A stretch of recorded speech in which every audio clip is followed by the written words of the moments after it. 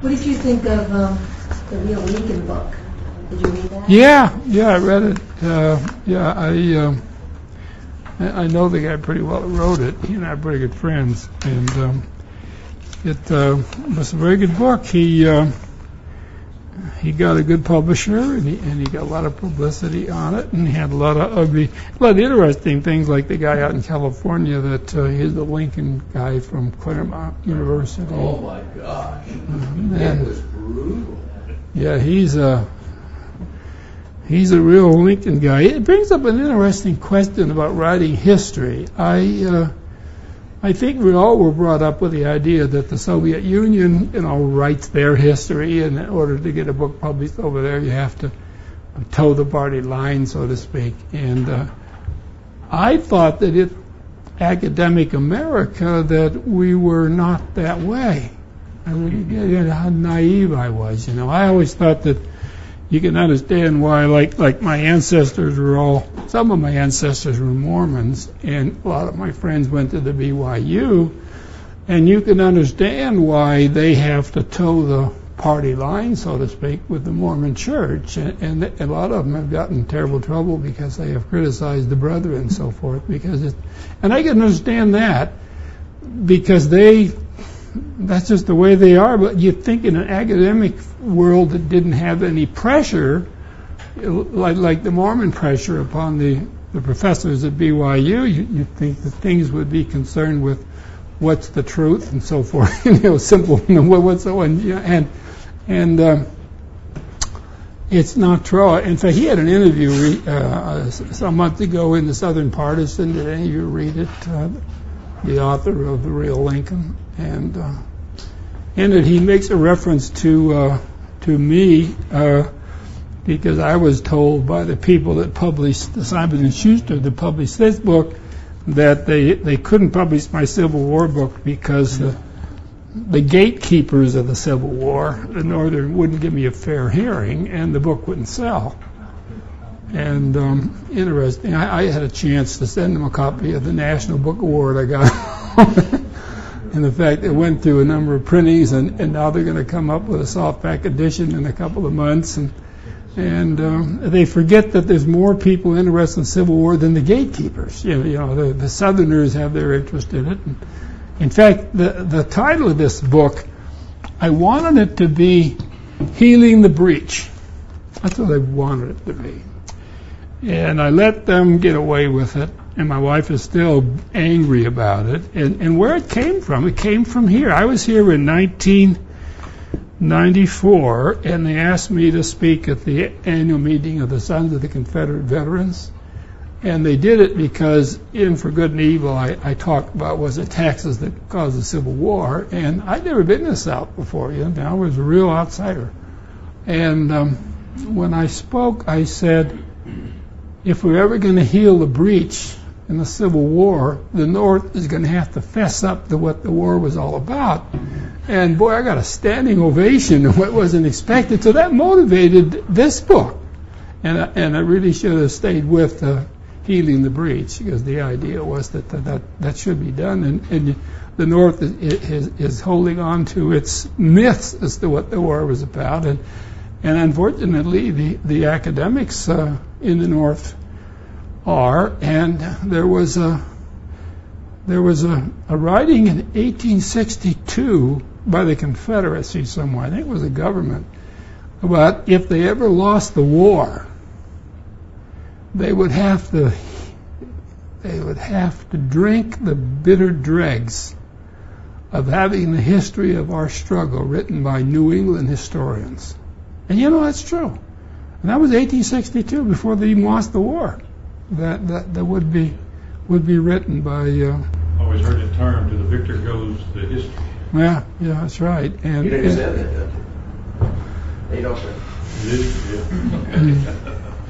Well, I don't know. What was it? Nixon said the judgment of history depends on who wrote it. I mean, that was one of his little. Richard Nixon. The New York Times gives you.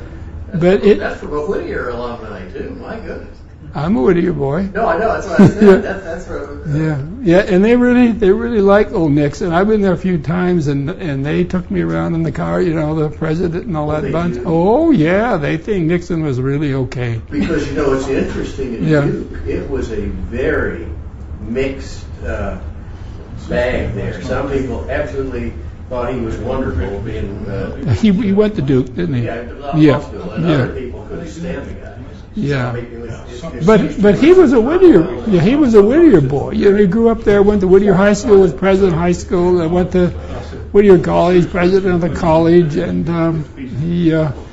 In fact, when I was 16, and I was in the Optimus speech. Maybe you have Optimus Club around here. They had the Optimus speech contest, and the guy who was supposed to help me was a dentist. His name was Spencer, and when I went over there, and he had me licking all these flyers for this young guy who was running for Congress, Richard Nixon.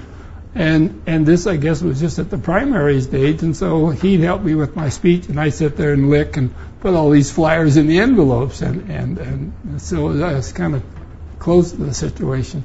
I love that my two of my daughters went to Quaker schools, and of course I would always arrive and say, "Oh yes, wasn't Nixon a Quaker?" Well, if you talk about something else. Well, I don't think much of Quakerism rubbed off on him. His mother was a Quaker, and I don't think so. He was a bit of a disappointment because I felt from my experience at Whittier that it had a wonderful Quaker tradition, and I was very impressed with the school, and I was actually offered a job to teach there when I was in my 11th year, or my third year there. And I wanted to be a teacher. That was my first love in life, and I had done pretty well there. And so the head of the Department of Philosophy went to the dean and wanted to stay on. He was retiring, and hoping that I could come finish my master's and come back and teach there. And that was all set up, and I had a graduate fellowship in USC, and then my dad got involved. And he was pretty wise. He said, you know, I don't think you'll be able to be happy being a teacher. He says, I just don't think so. He says, I think that you would be better off maybe to go to law school. And and so I went down and I talked to the head of the Department of Philosophy at USC, and then it's just a personal experience, and then I said goodbye to him, and then I went downtown to Spring Street to our family lawyer, and I talked to him, and he showed me what law practice was about, and he said, you know, you'll never be able to keep the wolves away being a teacher. He says, why don't you make it your hobby? And that did happen. Then I went to law school, but history was always my first love, and I wrote things in law school that were published, and I got bit by the publishing bug, as you can see. But it would have been interesting if that decision that I made. You know, when young men are this age, you make these decisions that really determine your life. You know, and I was driving home from seeing the lawyer, and I was thinking about it, and I said, you know, I guess he's right. My dad was always a wise man in many ways. He was a tough businessman, but so I didn't cancel my fellowship and went on to law school. I never had any intention of going, but that was UCLA had just started as a law school, and they had brought up these great professors from the older guys from the East, from Harvard and Vanderbilt and so forth. They had wonderful faculty, and it was the turning point in my life, no turning back. But I think the advice was, you love history, you like to write, make it your hobby. And then he added, that way you'll be totally independent. He said, you get involved in a university or a college, and they have their point of view on things, and he said, and you will have to either do that or end up getting fired. So he says, you don't have your freedom of thought that you would have if you just wrote as a hobby. So that was good advice. I thought it was. Pardon? It's amazing you listened to him. Did I listen to You him? listened to him. A lot of young Well, people would yeah, stick to their- but I listened. I really did. I knew that another thing is when I was there with the head of the Department of Philosophy at SC, I couldn't help notice how poorly he was dressed. No, I looked at shoes and everything else. And when I went down to the lawyer's office, just an hour later, I walked in, the attorney, and he looked dressed well. Shoes were shined and tie and it's funny that should make a difference because I was always kind of a country boy anyway. Yeah. Maybe I shouldn't ask this, but what do you think of the legal profession today? Oh boy, it's. I think the thing that is so sad is the advertising. Yes. When I was attorney, all you were permitted to have initially was a little in the yellow pages, and that was it. You could, under attorneys, you could put your name. You couldn't flash it up, but just your name and address and so forth. And now when I go down to Buffalo and I see these big billboards, and on television you hear it, it's just so sad that it is no longer a profession. It's a craft. It's like a plumber or something. Basically, that's it. They really, that disappoints me a lot. I think of all the things, I think the advertising destroyed the privacy of the profession. And the honor of the profession. They all Starting in positions. No, of course, positions are that way too. Yeah, it's that's a sad deal. And now, of course, you get into politics, and you got all this stuff about free medical care and free drug care and free everything. The only thing about that is that one of the most dangerous things you can do is go to a doctor. Oh, really? I really. My wife finally converted me. My mother was a hypochondriac, and we went to the doctor. It seemed every other day, when we were kids. And my wife, she is 75 years old, and she's been to the doctor about 3 times since I married her 40 years ago. She really doesn't believe in doctors. Well, they killed her mother. Her mother wasn't feeling well. They sent her to the hospital. They gave her some tests. They gave her a test that killed her. Apparently it reacted on her and choked her, and she died. She couldn't breathe. They never did know whatever she went there for. And my grandfather, he about my age, and he had the usual problem that men have when they get a little older, and they said, oh, well, we'll just take out your prostate gland and solve that problem. So they did, and 6 hours later he dies in the recovery room. And he was a fairly healthy guy, and I spent a lot of time on his farm and so forth. And I'll give you a couple more. My aunt was having some cramp down there. She's 23, got 2 little kids, and they said, oh, take out your appendix. That's probably what it is. So they took her. She got a little overnight bag and got on the bus, went down to the hospital, and they took out her appendix. She never woke up. She dropped off her 2 little kids with my grandmother. And that was the end of that. And that is stopped there. When my best friend I played golf with, his wife had their 3rd baby, and they decided they didn't want any more kids, so they would tie her tubes. So she delivers a little baby boy, and they wheel her down the hall. They tie her tubes. She never wakes up. And here he is. He's got a 1-day-old baby, and he's a widower. And so medical practice is not always the safest way to go, and a lot of the drugs are terribly harmful. I think that people just should be very cautious when they go to doctors, and there's so many things you can do yourself to take care of yourself properly, but that we're getting a little off the subject. But I don't mind preaching that because I finally believe my wife. I haven't been to the doctor in years. It's just I think 1990 I had a physical. That was the last. And yes. Well, the Finnish say if a sauna and vodka won't cure it, you might want it.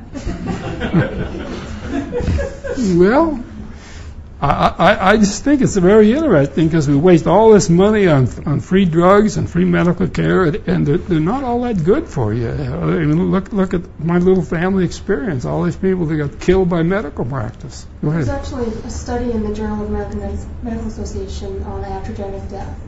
The number's huge. I forget what it is, but it's in the hundreds of thousands per year. Yeah, what they say, 80,000 people are killed every year by doctors. That came out, yeah. So that's a number. But if that happens to be your wife or your kids, then it's different. I just think we have to be careful. But it's become so politicized, politics and this idea of free medical care. It's almost like having free mechanical care for your car. You can put in a new transmission and it'd be free or something. I don't know. You mentioned the Food and Drug Administration. I was reading what their authority is under the government rules. Now, of course, what they do is evaluate drugs and check food for toxins, whatever. But their authority is to check foods and drugs that are imported into the country at port. And that's it. Yeah, of course, the people now are trying to buy drugs from Canada. It's a lot cheaper up there and so forth. But anyway, let's see, I want to get to some interesting things to keep you guys alert. It's really been fun being here. I've really enjoyed it. One of the things we kind of skipped over was Lady Godiva. Do you remember her? Lady Godiva, you know the story? Yeah, like she sat on her horse naked to oppose her husband. Yeah, but see, it was over taxes. The local people were complaining about the taxes, and her husband was the lord of the area, and they reenact that every year, the ride of Lady Godiva. So she apparently had long, beautiful hair, and so she sat naked on a horse and she rode through. Her or something? Huh? Yeah, well, she did it, and so he had to reduce the taxes, and now you can buy chocolate that has Godiva. And actually, I think there's a picture in one of my books on that, and that's a cute story. I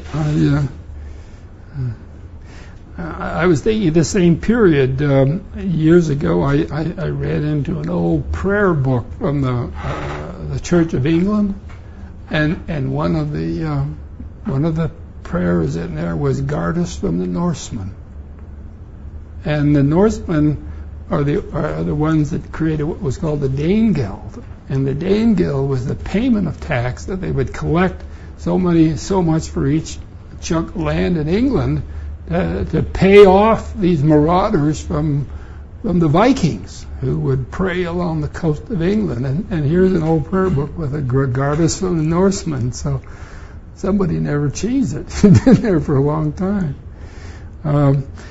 The other tax that came out, which goes back to my story about the Prime Minister of England, and when she and I had our little discussion, which was interesting, and that is the poll tax. And the British have had poll taxes tried about 500-600 years, and they've always ended up with horrible revolts, and the taxmen got their heads chopped off, and it was just a terrible time. What happened is the British just didn't like poll taxes, and that's what I told the Prime Minister, and she should have read my book because she would have got the message.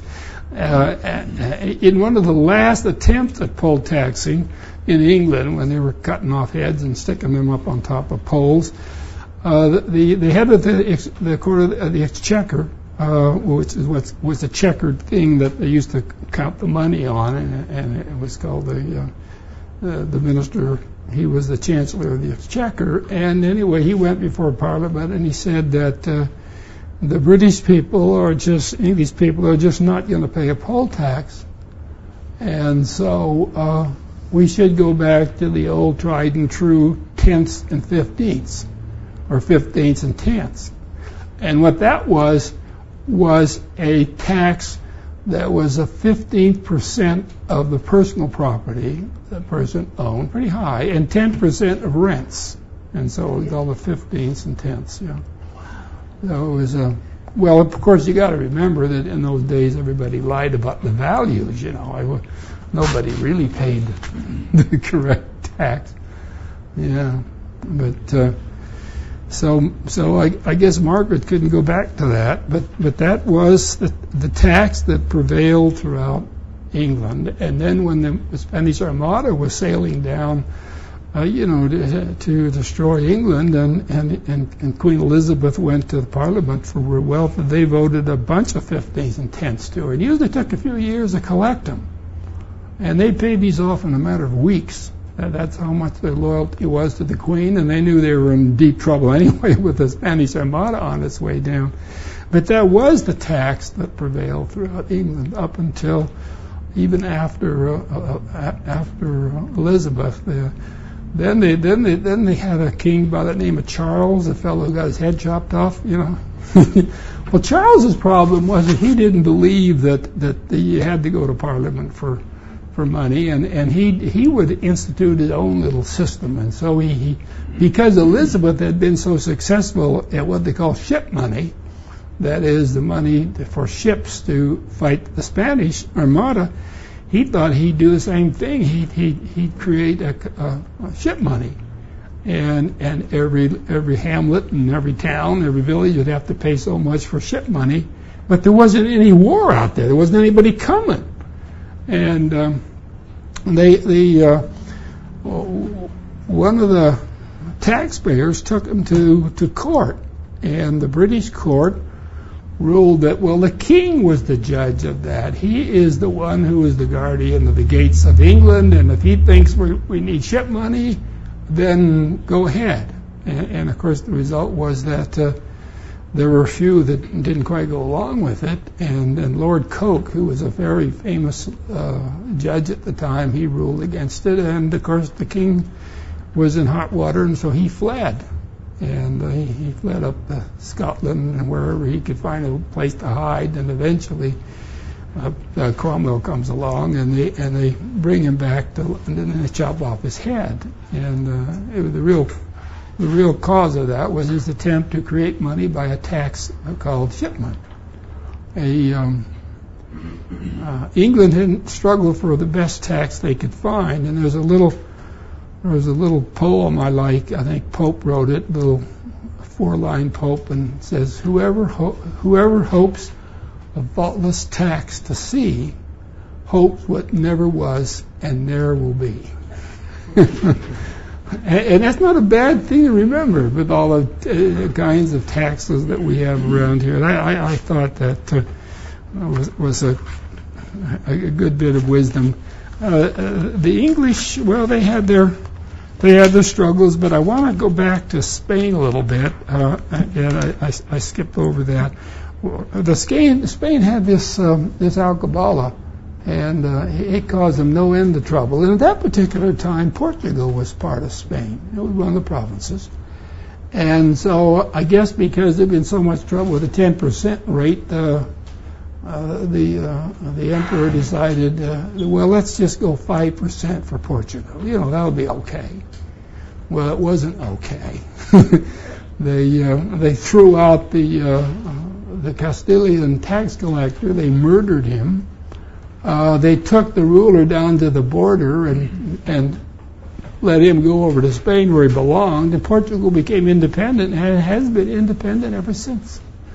So Portuguese independence was another example of a rebellion over a tax, and they got maybe 5% would work, but it didn't. The next great thing about Spain was the 10th penny that I mentioned to you in the Netherlands, and the Dutch revolted over it. What happened is the King of Spain sent a guy named the Duke of Alba, and you see some grotesque pictures of him, and he said he was going to institute the 10th penny upon the Dutch because, again, we have this problem in Spain running out of money. And so he called together the Estates General of the Netherlands. Now, are you familiar with the Estates General, the term? It is a meeting for special tax of all the estates in the area, and that's what set off the French Revolution. is that Louis XVI tried to get some tax reform, and the courts in France kept saying you can't do it. You don't have the authority to change the tax system unless you call the Estates General. So in 1789, that's what he did, and it turned out that it didn't turn out so good. but it was the three estates of France. It was the commoners and the aristocracy and, of course, the clergy. Those were the three estates. And so when the Duke of Alba calls together the three estates up in the Netherlands, he had a little problem because the Dutch were not Catholics. And so that didn't go very well. And he tried to get them to pass the 10th bidding. They had no choice because he just ordered it to be done, and it was done. And then the Dutch revolted. They wouldn't pay it. And the revolt lasted about 80 years. They went to Alba and they tried to get him to stop the tax, and they got the name the Beggars. And so the Dutch tax rebels were called the Beggars. And they loved it, and so they had this rebellion, and it was a remarkable rebellion. It's got I have some pictures of it. It was some pictures showing the people with their being murdered and hung up on lampposts, and it was terrible. So again, the history of the world it turned on taxes, and the Spanish lost the Netherlands, and of course that's when Elizabeth stole the Spanish galleon full of silver, and in that little rhyme, Peter Heim, Admiral, his name is short, his deeds are long, he captured the silver fleet. And the little Dutch people have that little poem and that little rhyme, so it's quite an interesting thing. The next area where we get into maybe I should mention the title of my book, Fight, Flight, and Fraud. That was really taken from the Spanish story. Fight was the rebellions throughout the Spanish Empire, the rebellions of the Dutch, the rebellions of the Portuguese, the rebellion of Catalonia, the rebellion of Segovia. And flight, of course, was the tremendous flight of Spanish taxpayers to the New World. Many as 60,000 or 6,000 a month on the galleons, because no one can live in Spain. And one writer talks about the depopulation of Spain, and he says the wonder is that anybody's there at all. And that was another major way to avoid tax, and it still is today. People want to avoid tax. The best thing to do is pack up your bags, and you call that voting with your shoes, or revolting with your shoes, so you leave. Well, one of the I guess I mentioned the Campbell soup there. He just left the United States, and there was probably hundreds of millions of dollars of estate taxes that the government would have collected, but couldn't because he was gone. People today still leave the United States for taxes, or other countries for taxes. And the interesting thing from a legal standpoint, a lot of people don't know this, is that there's a rule that no sovereign will aid another sovereign to collect a tax. And that's the reason why when people leave, you don't have to worry about the IRS going into the courts in foreign countries and collecting a tax.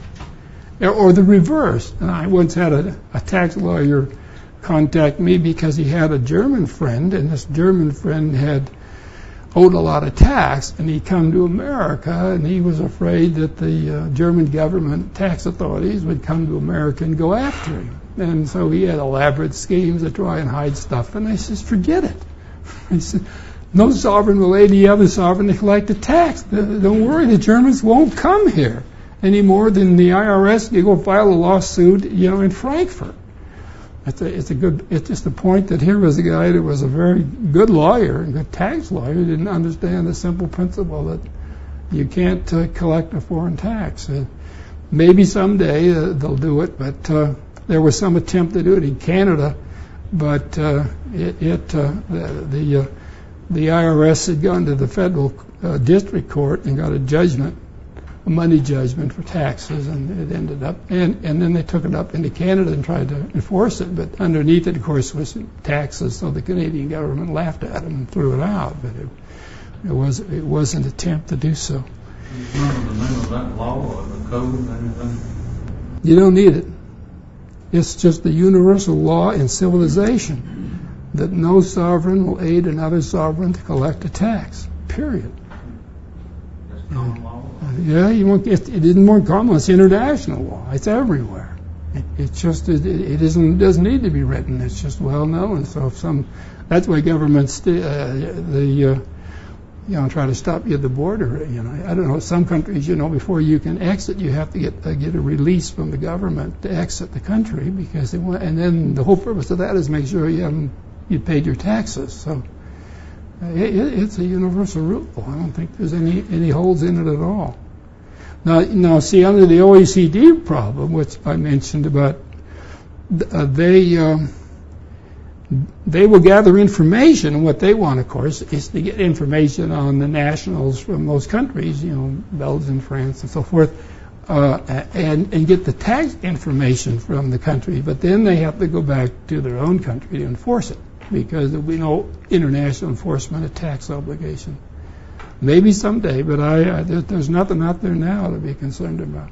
And it's interesting about the Cayman Islands. I keep a little contact with them. I don't have anything doing down there, but the Bahamas, they really threw in the towel. They decided that they would open up their banking to America if America would open up tax deductions for conventions and things, and then that would give employment to the hotels and things. So they kind of made a deal, and they made with the U.S. is starting in 2004. The Bahamas will provide information on criminal tax investigations to the United States, and then on 2006 they will open it up to civil tax investigations. And what do you think that did to the banking business in the Bahamas? Killed it. Just killed it. I have a friend of mine, his wife said he used to go to work at 6 in the morning and get back at 8 at night. He worked for one of the banks down there. And he says now he goes to work at 10, comes back at 3. And Swiss Bank credit has folded. Many of the banks are folded. And in the meantime, they built these beautiful buildings down there. So, they'll turn them into casinos. Pardon? They'll turn them into casinos. Yeah. Well, they do have some casinos there, as you know. That one beautiful one that's what's it called? Atlantis. Huh? Atlantis. Yeah, the Atlantis. Yeah, it's a really fabulous place, and I think it employs 5,000 and so forth. So they've done that, but they've ruined and destroyed the banking business. Now, Cayman's a little interesting. Cayman being a crown colony, has the pressure comes from London, you see, whereas the Bahamas, you see, is independent Commonwealth. And the Cayman Island government has not agreed to buckle under to the OECD. And the latest thing is that the head guy from London of the British government, in his rage, has said it's either our way or the highway. Interesting play of words, isn't it? Meaning we're going to dump you. I guess that's what they mean by it, because our way or the highway. And our way would be, of course, for them to buckle under and do what the OECD wants and what the British want. So we're really going to see some interesting developments there. I'm kind of fascinated with what might become. I think the latest I heard on the Swiss is that they were going to withhold the tax. And let's suppose you're a Belgian and you have a private bank account in Switzerland, and it pays interest. Let's say they're going to withhold the tax and send it to Belgium, but not tell whose it is. That way, they're not breaching the bank secrecy. But that's what I've heard the Swiss are playing games with. That's kind of clever. It would probably be very easy to avoid it by using shell companies and things like that. Although generally today, the tax havens, they want to know about their clients. They don't want some guy walking in with a number Al Capone's grandson or something. No, they're very concerned with money laundering and things like that. That's become very unpopular. There's also a kind of a change in attitude in Europe on avoiding taxes. There's a kind of a feeling that it's going to become dominant, that it's not the sign of a good citizen to not pay the taxes, and that if you avoid taxes and you go to a tax haven, that's a sign of a bad citizen. Yeah. Just kind of relate one little thing. When I made a trip to Italy in the early 80s, I stayed with a Swiss engineer who was living in Milan, and he said he designed a building for an Italian company, and they had it designed so there was a chute from the top floor straight down the basement into the furnace. Yeah. And that was so if the taxman or the government was coming, records into. Yeah. That was before shredders, huh? Yeah. They designed it. Yeah, well, that's understandable. The Europeans are kind of surprised me because they to have done this, because an interesting example was Sophia Loren, which is she's a very beautiful woman and all that, wonderful actress and everything, and of course she hadn't paid taxes for years, So, and at the very same time that Leona Helmsley was in trouble with our people, and maybe I mentioned one of them, but Leona, who paid $55 million in taxes. And she made that stupid remark, only little people pay taxes. My God, she paid $55 million, cheated on 1%. They put her 4 years in the slammers, and she was cleaning out toilets and all those wonderful things. And Sophia Loren, who just totally, thumbed her nose at the tax system. They gave her 30 days house confinement. And she was really pissed, because she couldn't get to her hairdresser. I mean, look at the comparison between the European attitude and the courts and the way we are. And of course, with Martha Stewart is the same old story that we love to clobber celebrities, and New York especially likes to do that. And Martha, of course, as I was telling the people, I wrote an article, I don't know if you guys read it, in the Mises Institute, and the article was entitled, "What Nat King Cole Would Have Told Martha Stewart." And did you guys read it? Anybody read it? I don't know. Anyway, it ended up all over the place. I mean, I just picked up.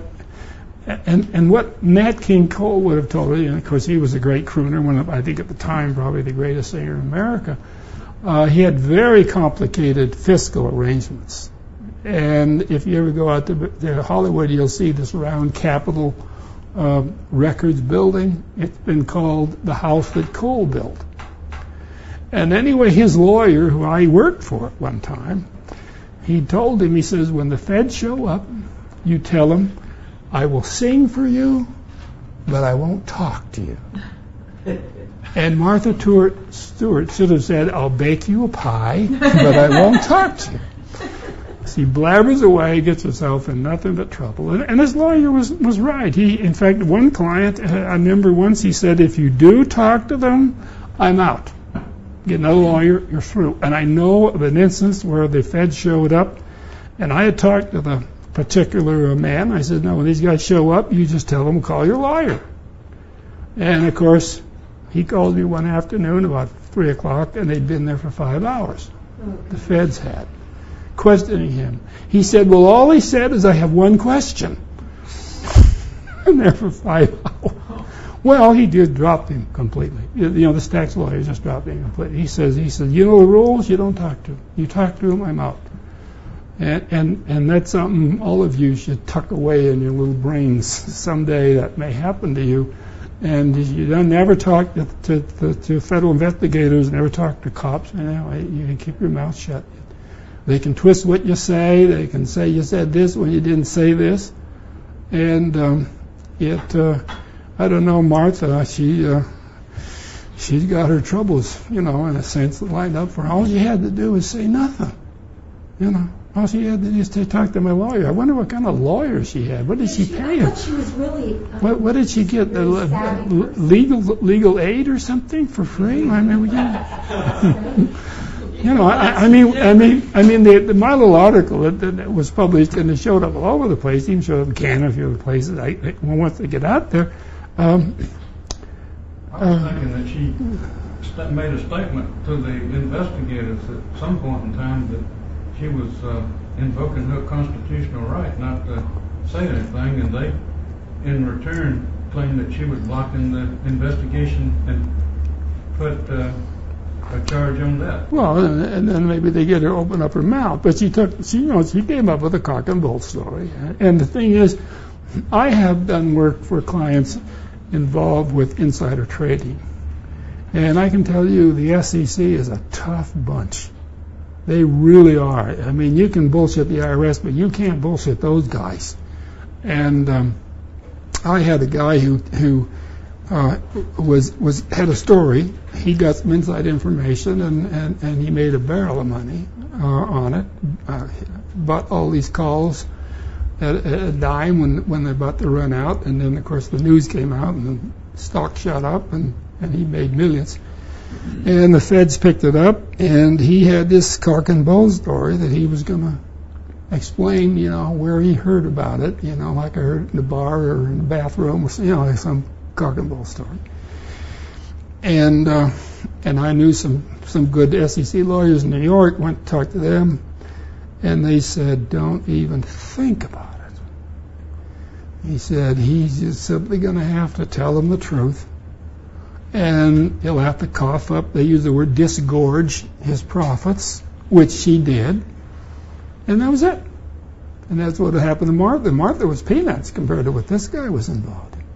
All she would have had to do is kick the dough back, that she made on the sale of that. And with Incline, was that the name of the company? Yeah. So the IRS, in the sense, you can bullshit them a little bit, but boy, you can't bullshit those people. They're pretty tough. What's the difference between Martha lying to an investigator and Clinton lying to an investigator? Yeah, well, one's Clinton and one's Martha. I think one of the things you talk about government that really soured me on government, if there was anything less, was the Clinton impeachment proceedings. And what really bothered me was the Senate taking this oath from the Constitution that they will render impartial judgment. And they all voted the party line, for God's sakes. I mean, how can you have any respect for those people? I don't want to talk about playing grab ass in the White House or whatever you want to call what Clinton did. I thought the whole thing was a disaster. I thought they should have left him alone, and because they weren't going to do anything anyway. Nothing was going to come of it. That he didn't have the votes. The Democrats were going to stand by their man. And I remember hearing, I think the guy that was the head of the House Ways and Means Committee got in trouble under the Democrats, and he said that if Nixon had just hung in there, they never would have kicked him out of office. They didn't have the votes, to have, the trial of impeachment on Nixon. So he said it was the wrong thing.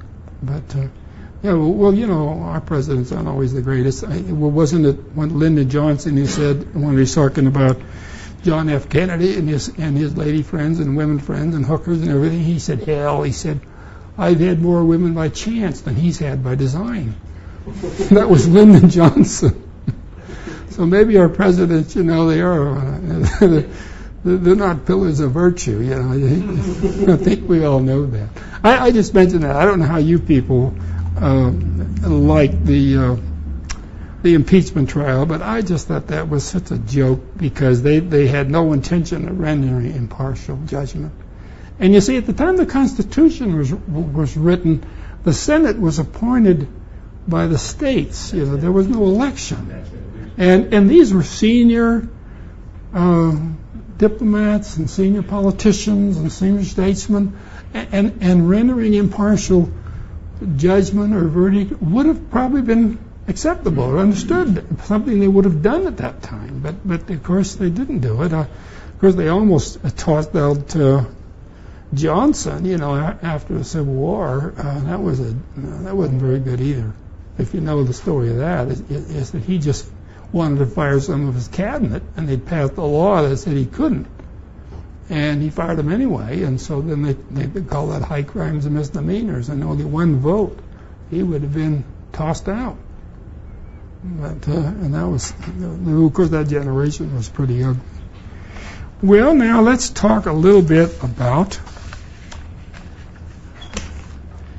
Cortez and the conquest of Mexico, and Pizarro and the conquest of Peru. One of the great tax stories of all time, I thought. Cortez, it's almost unbelievable, his story. If somebody had written that up as a novel, you would say it's ridiculous. I mean, here he shows up with 100 or so men and a few horses and some greyhound dogs and a couple of cannons and so forth, and he conquers a whole nation of Mexico with an army of 1 million men if they could put together. And how he ever did it just seemed to be beyond belief. But he lands on Veracruz, and he burns all the ships so nobody can get off. Really quite a guy. Anyway, he roams around down there at Veracruz, and he hears stories about the Aztecs and their great wealth and Montezuma and all that stuff. And he runs into some people down there who were tax rebels and hated Montezuma. And he gets the idea that taxes were the chink in Montezuma's armor. And he pursues that, and he gets together, and of course, meantime, Montezuma is monitoring him, and he sends all these reports back about these guys, these white men with beards, and how they had these strange animals, horses and greyhound dogs, and they had sticks that spoke with fire, and they had these big guns that rumbled like thunder, and so he became pretty concerned about it. And of course, the question is, were they gods? No, because they desecrated the Aztec temples, and gods wouldn't have done that.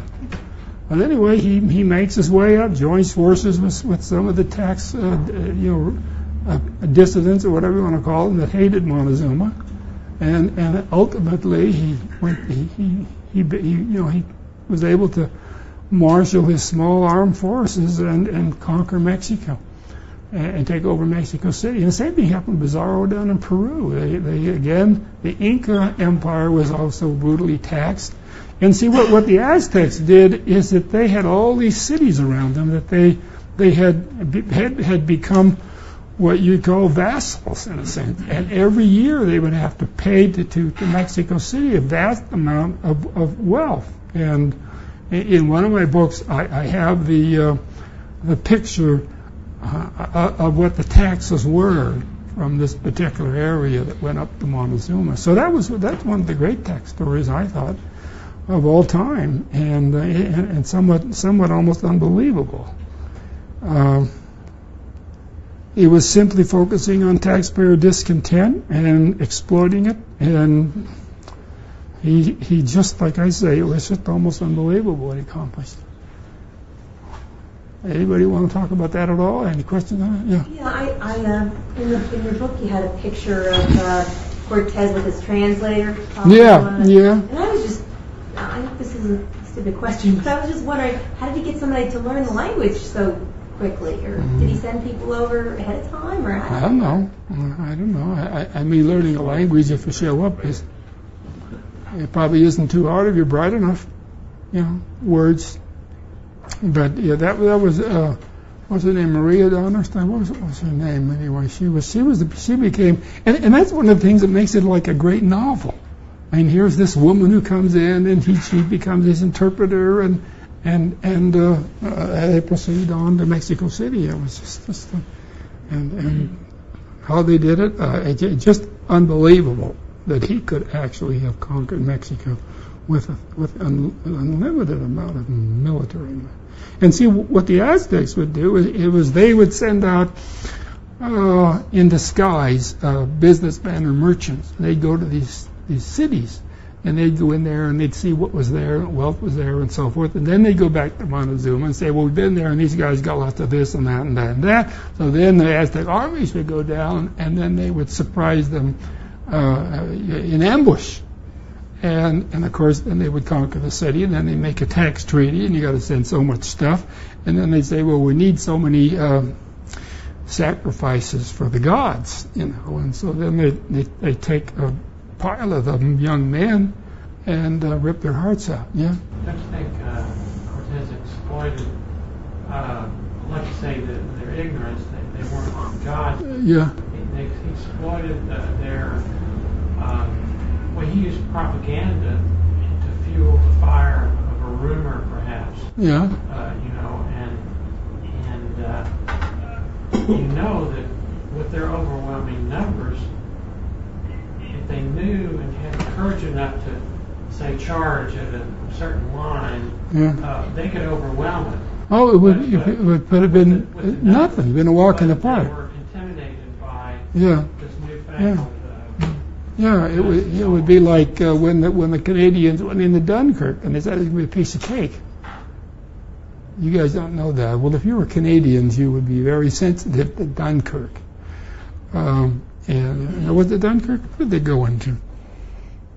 They went into one of those French cities along the coast and were just slaughtered. Pardon? Am I right? Yeah, okay. And it was a terrible thing. And the story, the Canadians are still bitter about it to this day. They have some programs on it. First, they were supposed to get battleships that would soften up the area, and then they chickened out on the battleships because they had lost a couple of battleships down in Southeast Asia. They lost the Revolts and the Prince of Wales, and so then no battleships, no this, no that. Finally, they set them in daylight with nothing, and then on top of that, the tanks got stuck in the sand and they couldn't move, and it was a terrible slaughter. And it was. It's interesting having moved to Canada and learn a little bit about the Canadians and their history. A lot of things I've learned I didn't know. Wasn't Dunkirk? I think. Are you thinking of something involved with D-Day? Or was it earlier? No. This took place in 41. D-Day, 1942. Dieppe. Yeah, Dieppe. That's the one. Now you got the name. Dunkirk was where the British forces escaped. Yeah, it was Dieppe. Yeah, it was the French port of Dieppe that they tried to make a frontal assault on. And of course, the story is, well, we learned a lot. So on D-Day, we didn't do that stupid. Sort of that. Yeah. Nobody likes to mention it, but at Dunkirk they were allowed to escape. Yeah, Hitler didn't want to embarrass the British. He didn't want to embarrass the British too much. Yeah, that's right. Oh, they had them. They had them at Dunkirk. That's true. I don't know why you get those names, but Dieppe was a many. Well, I guess it must have been. Was it after Dunkirk? I don't remember. It was about that time. Yeah.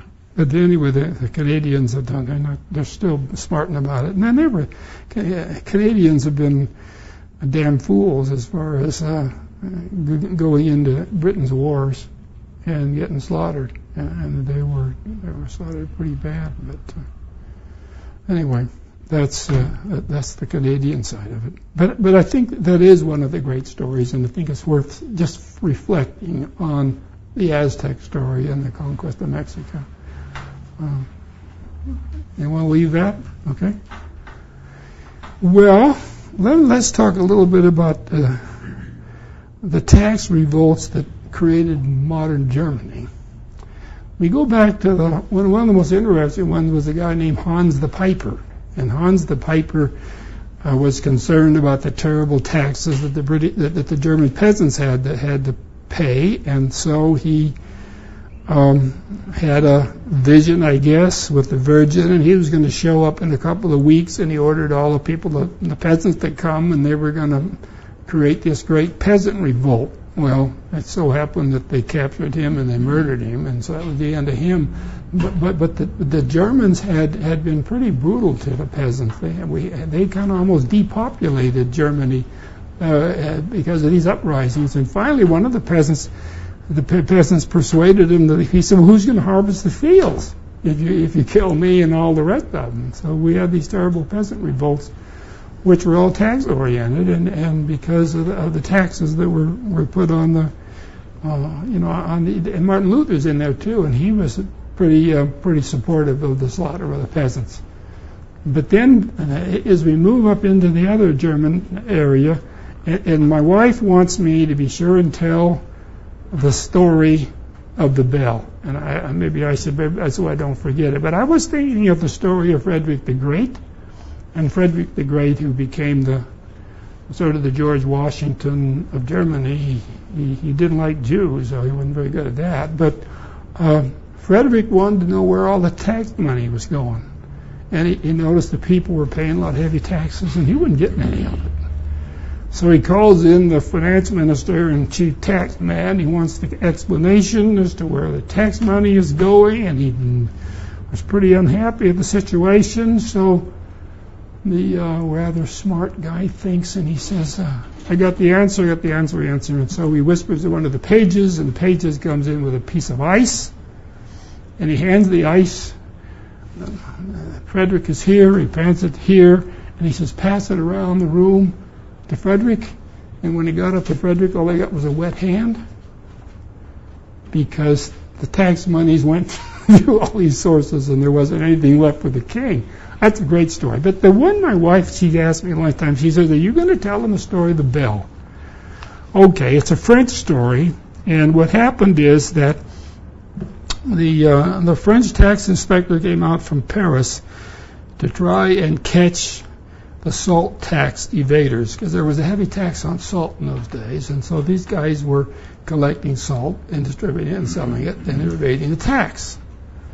So as the attendant, is what he was called, gathered together his forces to rush in and arrest these guys just as they were collecting their salt, the bell in the town starts to ring. And, of course, all of the tax evaders disappear into the forest. And they come charging out there, and there's nothing there. So the attendant goes to the mayor of the town, this is Normandy, and he says, I want you to punish who was responsible for that. The bell ringing. Okay, no problem. So he orders the bell to be taken down. They take it into the town square, and they whip it. Punish the bell. Anyway, it's one of the most interesting stories. The other thing that was interesting about this is because the French tax farmers were so good, Frederick the Great hired them to come into Germany and collect taxes.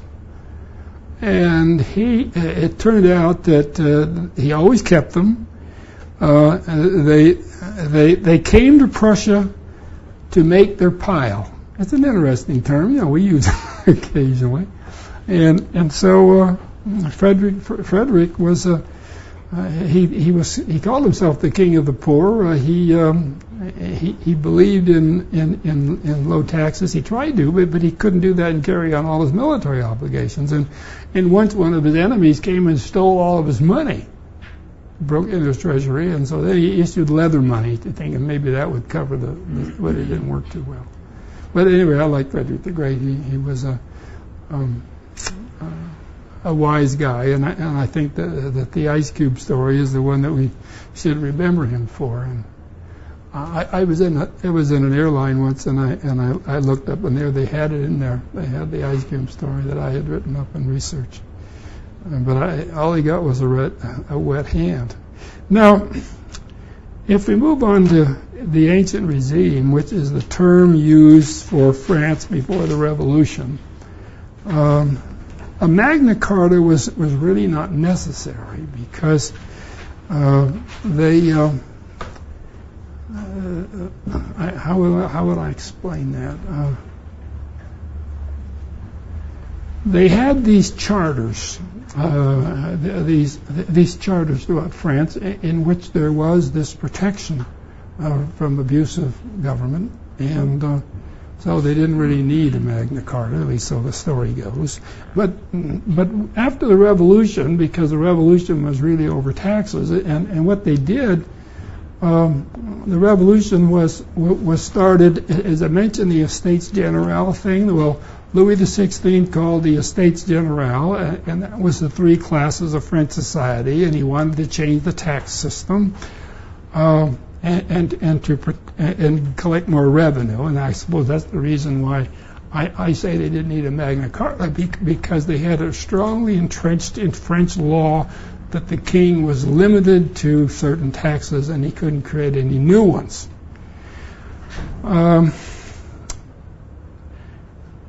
The commoners were given one place to meet, and then the clergy, and then the aristocracy. Well, the commoners met, and they wouldn't shut up, and they wanted to take over the government, and they did take over the government, and Louis and the rest of them had. So it was this meeting of the Estates Generale and of the commoners to reform the rotten French tax system.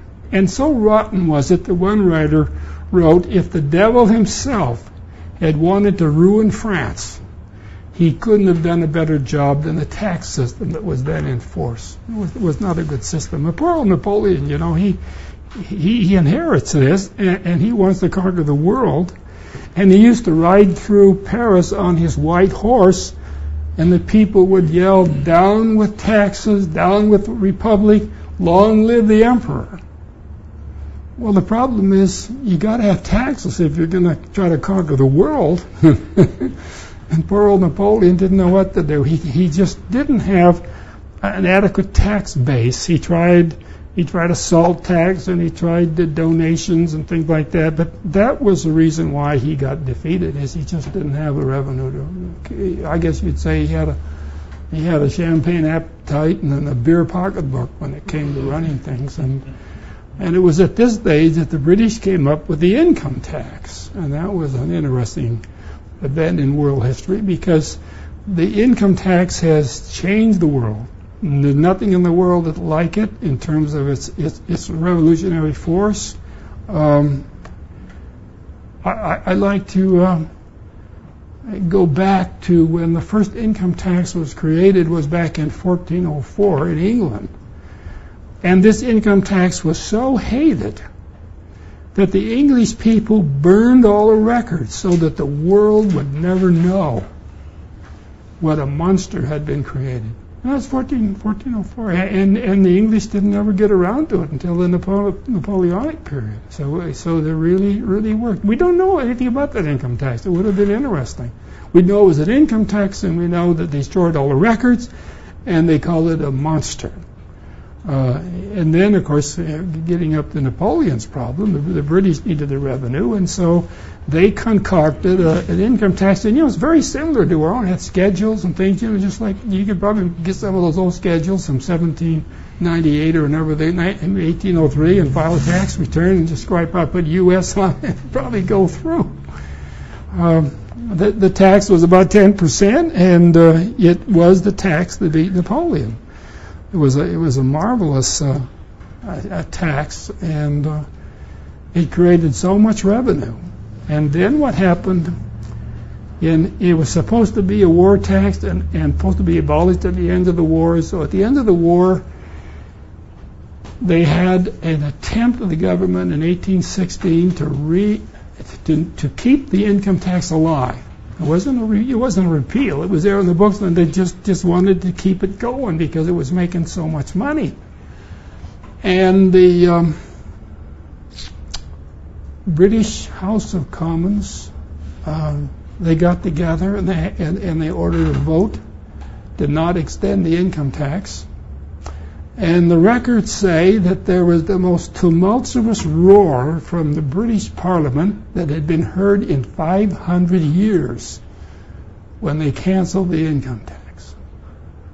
And the speeches were just brutal. And then they ordered that, just like in the old income tax back in 1404, they ordered that all the tax records be destroyed.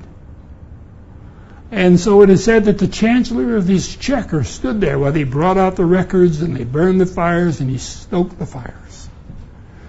and they didn't want that tax to be returned. But it so happened that the chancellor had a secret duplicate copy of everything in the early income tax, and it was hidden in the basement of the Exchequer Court. We don't know who was behind that. Maybe the Prime Minister was. Who doesn't know? But that kind of gives us, on the way up to the income tax. But going back to, yes, that was 1816, and that was he kept it, and he was ordered by Parliament to destroy them. But he saved a duplicate copy of everything, and of course later on when they reintroduced it, they had it around. But going back to France, to digress a little bit, before the French Revolution, you see they were so angry at the tax collectors and especially at the tax farmers that the guillotine, whatever we're going to call it, was really operating in full force against the taxmen. Anybody connected with the tax system was hauled off to the guillotine and was beheaded. And one of the great tragedies was a famous scientist who had given us the explanation of how oxygen took a part in combustion. And anyway, he was a scientist, and he spent a little part-time to keep alive working as a taxman. And of course, when the Revolutionary Tribunal's investigators went down to the tax department, they found his name. So they hauled him in before the Revolutionary Tribunal, so the story goes, and he pleaded with them that he was a scientist and he had done great things for France, and he had done great things, and that they really should not destroy him.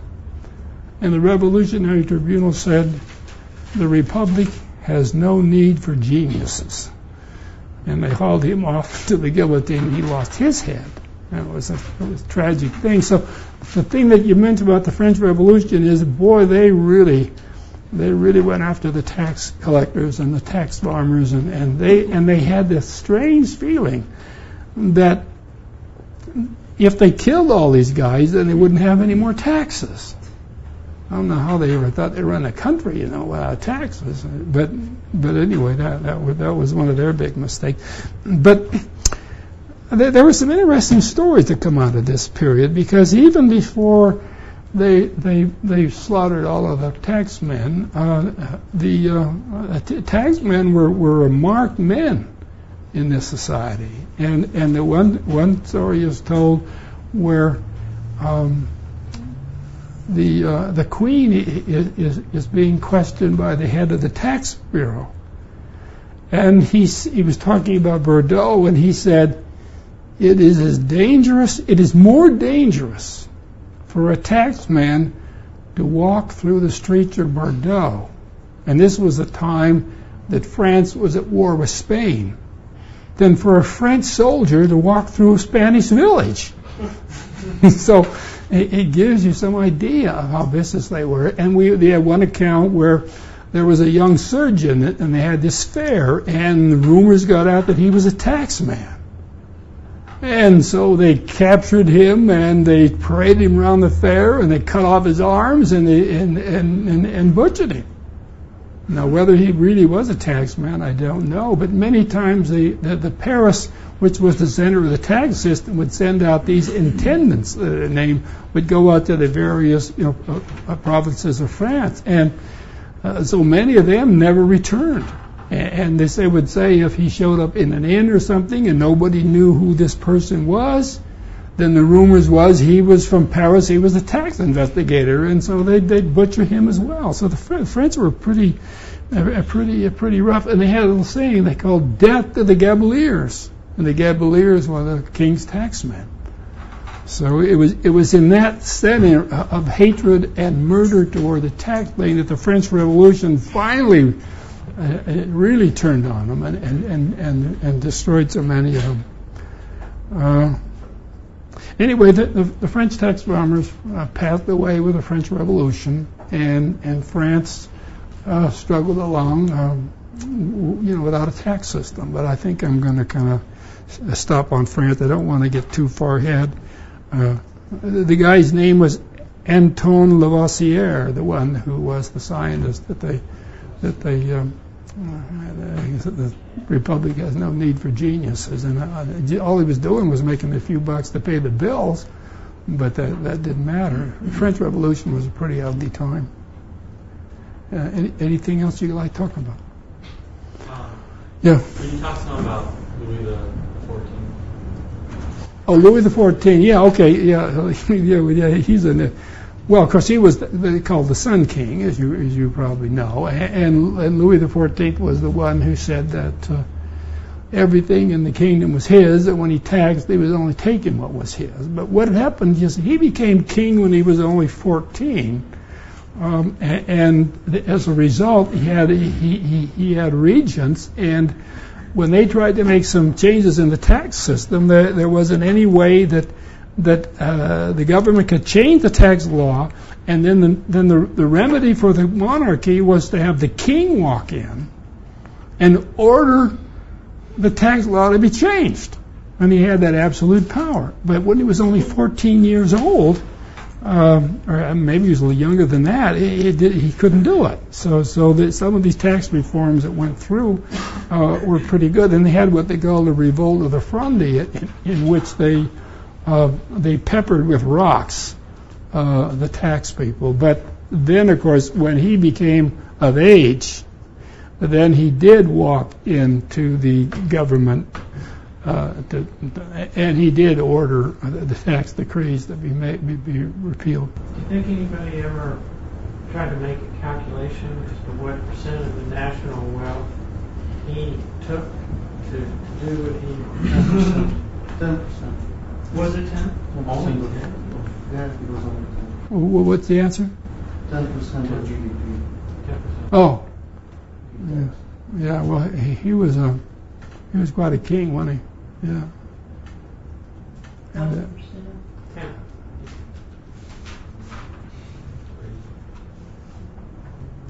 well, Louis XIV, the court came sometime later, and he just was not a strong king. But it's interesting how you see, there'd been a lot of dissident within France over the tax system, but it was always provincial. It was always local.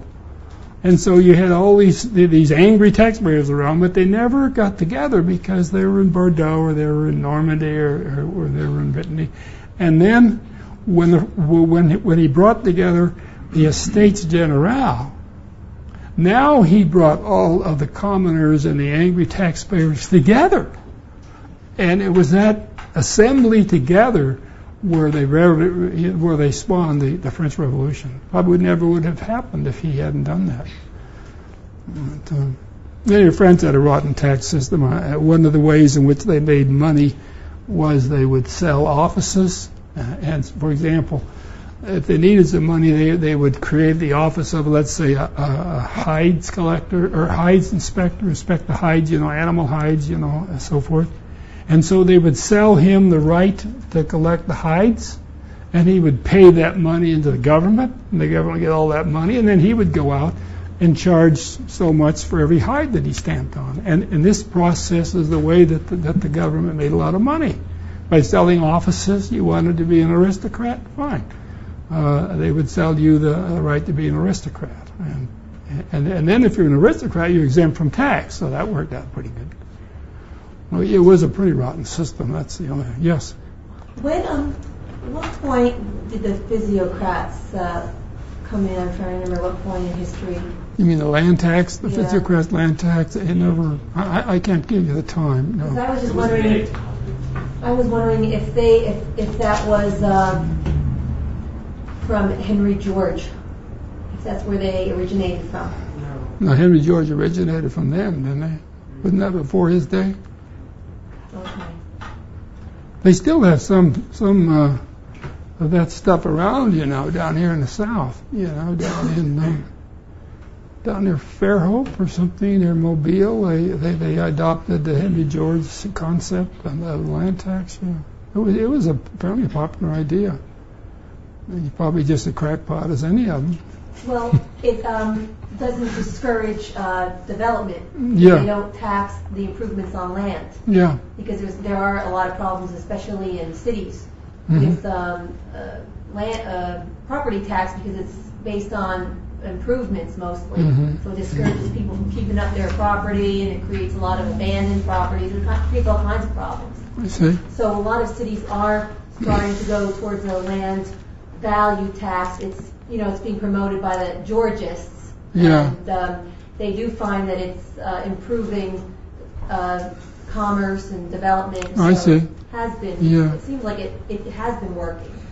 Yeah, I know they have it down in Alabama because I ran into it down in Fair Hope, which is down in Mobile, and they had an office there. And I wandered in one day and I'm talking to them, and it was Actually, there's a very interesting book that someone I know wrote, and he's a Georgist and he's also a libertarian, and he wrote it for a libertarian audience, and his name is Harold Curiozzi.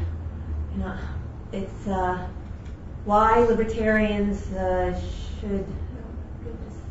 It has libertarian in the title about why they should endorse the land tax. I see. And the whole book is written for libertarians and arguing why, and it gives a lot of philosophical basis from like Robert Nozick was a land tax man, and a lot of libertarian thinkers did endorse the concept that it was morally legitimate to tax land only. Yeah. It's very interesting book, very well documented, and arguing that this would be if we have to have a tax. I mean, if you, a lot of people wouldn't accept that premise, but if you think there has to be some kind of tax system, that would be the morally preferable way to go. Yeah, but wealth today is in money.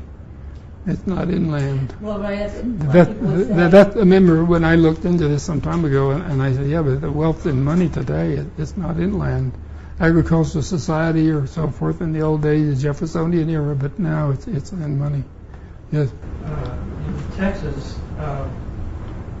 we got so fed up with our property tax system, and we're kind of having a revolt. The appraisal, the way they have the appraisal system set up, land and improvements is all, they separate it. You have that total market value, and they would allow in the current law your appraisal could be 100, your market value could be 175, and they could increase your appraisal as much as 10% a year, as long as they're up to that CAD value. Then that can increase and it can keep going. And we tried to, in the state legislature, we formed this grassroots group. It's called clouttexas.com, and we have 22,000 members now across the state. And we want to get them to. The politicians are too cowardly to. Sure, if you want to allow the appraisals to go up, the taxes that they collect to go up, well, you've got to lower the rate to maintain a level keel, but they're allowing two ways. They'll raise the rate and the appraisal. So we want to lower that cap to 5 or 3% because, in 10% your taxes could double in 7 years. They just arbitrarily increase everybody's appraisal value, or how do they do that? They don't go around and assess everyone's property every year, right? They do it every 2 years. They do? And the values have been, in the last 5 years, values appreciation has been, in some places. Doesn't that cost a fortune to go and assess everyone's property every 2 years?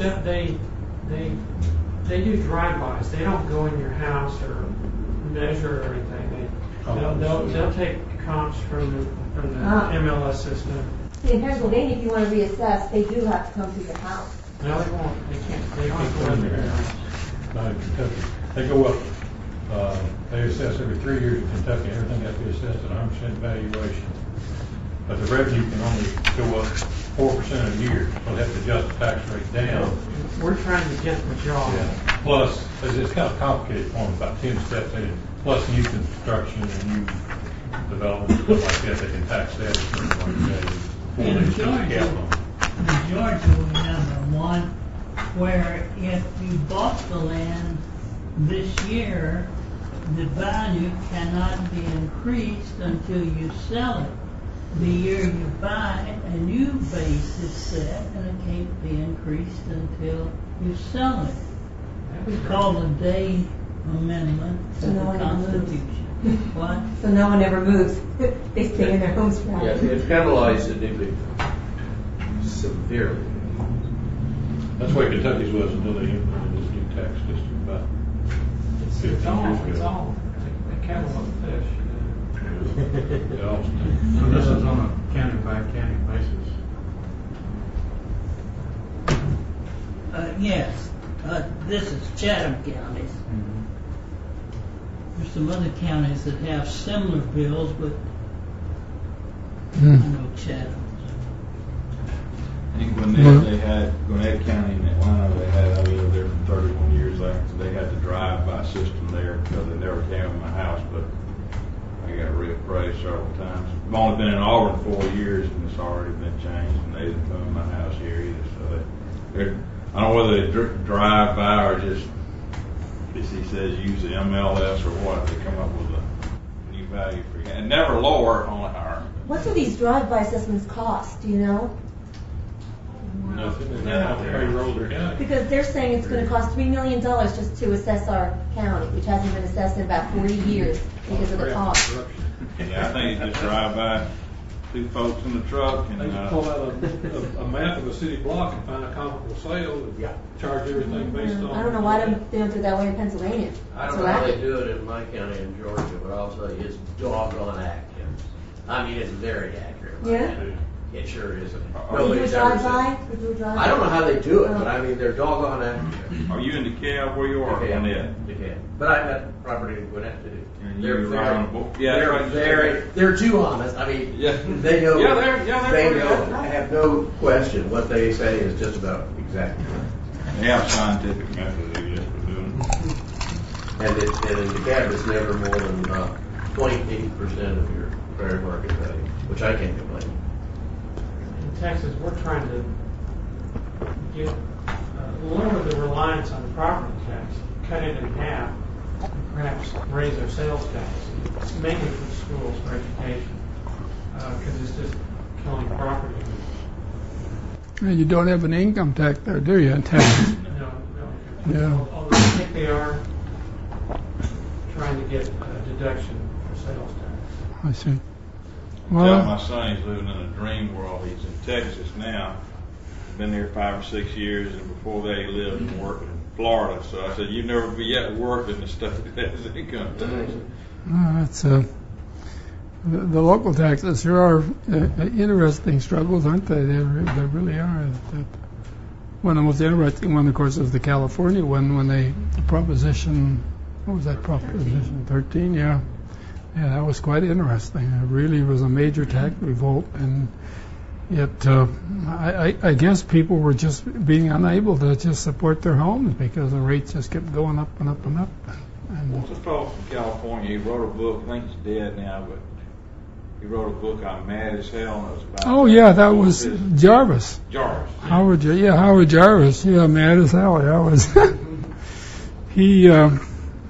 he created a revolution there, and of course it spread too. You know. Yeah. It's well, there's a lot of interesting tax ideas out there. There's one guy in Florida called Just One Tax. That's another tax group, and he has gone into Alexander Hamilton's writings, and he's come up with the fact that the tax should be on the flow of money, that as the money flows, it should be taxed, and if you had that, you wouldn't need any other tax, and it would be one. It's just called Just One Tax, and he's out of Tampa, around in there someplace. Consumption tax, some kind of consumption tax? No, it's based on the flow of money. It would be a banking transaction. $1 every time you spend $1. An extra penny. And of course, could be done by computers because it would be done through the banking system, you see, and so nobody would ever see it. And he'd been to Congress, and I've talked to him a few times, and I don't know how it would work, but I suppose the one thing I think that we need so much is to get away from a tax system that requires the police power the confiscation concept, and that's the one thing that was so bad about the income tax, and that's one of the reasons the British hated it. And I will go into that tomorrow, the story of that income tax and how it was repealed, and then the British struggled with it, and in 1833, when the Great Reform Parliament had abolished slavery, then the question came up, should we reintroduce the income tax? And they said, if inquisitional powers are ever spoken of, when were they worse than that? And that was the Chancellor of the Exchequer. He said, we don't want that. We don't want an income tax. And we had it under Napoleonic period, and no income tax for the British. And so it wasn't passed. The whole generation had to die away before they reintroduced the income tax. And that was when Sir Robert Peel introduced it for 3% for 3 years, and lasted forever. Well, yes? One last. I heard something, I don't know if it's a myth or not, but I was told that there's actually a group of people in the United States who refuse to pay taxes, and the government doesn't do anything to them. They don't pursue them or anything. Like there's some loophole or something that allows them to refuse. The Irwin Schiff. Oh, Schiff? Oh, yeah, I got his book. He sent it to me. In jail. He was in jail when he sent it. Yeah. Yeah. They confiscated his last book. Well, I talked to him. He's a bit of a crackpot, and the thing is that you don't want to underestimate the potential power of the IRS, and you don't want to ruffle their feathers too much. And they come up with this view.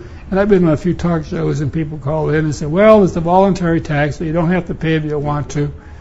And so I'm not paying my tax. I said, well, that's terrific, you're not paying your tax. What about all the guys in federal prison like you? I said, they didn't think I'd pay tax either. And they come up with some cases. They say, well, what about this case here? In this case, they ruled that you didn't have to pay your tax, and so they couldn't convict these guys. And I said, no, there's a little difference. They ruled it was not a criminal offense if you believed that you didn't owe the tax because you had no criminal intent. And so the crime of tax evasion, like all crimes, has to have a criminal intent. A mens rea is the word. But you still civilly owe the tax, and you owe the 50% fraud penalties and the interest and all the other damn things. So if you can beat the jury, which you might do, by really convincing them that in your heart you believe you don't owe it, that's fine. But there was an interest there under the 27th title, which doesn't have anything to do with the 26th title. What are we talking about? Income tax and penalties and interest. Oh. When they impose penalties and interest, they picked this from the alcohol and tobacco title, which is 27. And you can't impose a requirement in Title 26, which is in 27. But if they proceed to assess you, then what do you do?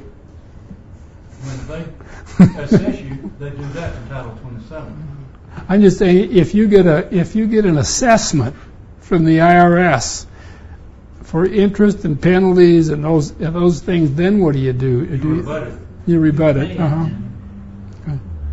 Under the Uniform Commercial Code, which goes around about the Constitution. We're not told about it in our government-controlled schools, where most of us are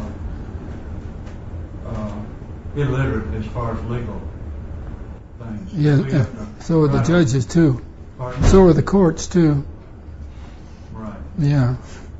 As they come on, take away your house and your car and everything else. Under 27. But the news media, they report these things, but they only report past truths, like Irwin Schiff, the IRS and so forth. They came and confiscated all his books. They put it all in the newspaper and news media. But then he went to court, and the court released all his books. I see. So it never got put in the news media. I'm not a follower of a permanent shift because I don't believe in his method, but I've been studying the tax laws in another section of the code that says that all of the state gift and income taxes are gifts to the federal government. You believe that? It's like a voluntary form, you better volunteer. Once you've given it to them, it's theirs, yeah. Well, I've been just a practicing tax lawyer, and so I haven't dealt with those things. I just dealt with people that get the assessments, and then we have to file a petition in the tax court, or we go to the district court or the court of claims. Anyway, but it's not a real court. It's well, administrative procedure. It came out as the Board of Administrative Appeals, but it is a court in the sense that it adjudicates tax matters. In one sense, Americans are lucky to have a tax court, because you go to most countries and you don't have a right to adjudicate in court a tax dispute until you pay it. Right. So you pay the tax and then you sue to get your money back. We don't have to do that in the tax court, although it is a pro-government court. It is very much pro-government, but at least it gives you a chance. Well, the United States is supposed to get its money, and it's in the tax code, is from import tariffs. But now that we got all these free trade agreements, well, we shut down our own industry. We're letting all these low-priced imports in, and we're not getting any import taxes. Therefore, the need for the Federal Reserve and the government needs money from other places other than imports. That's a subject that I can't help you with. It's easier, the country to deal with taxes, like Vietnam, The tax rate is very high, but you can hire the taxman to do it for you, the one who's collecting the tax from you. So you can figure out what it is and then say, okay, 5% is good enough for you, or 10% is good enough for you. You say, okay, 3% is good enough for me. So you make it 3%, you pay 3%, and you're okay. Yeah, well, instead of paying the regular rate. There are countries where you can make deals with a tax man, and in the Netherlands is one, for example. They will permit a foreign country to come in there, or a company, and you can go them and negotiate a treaty or basically an agreement on what you will pay in taxes. But we don't do that here. Anyway, I think it's 3:30, so I'll see you tomorrow.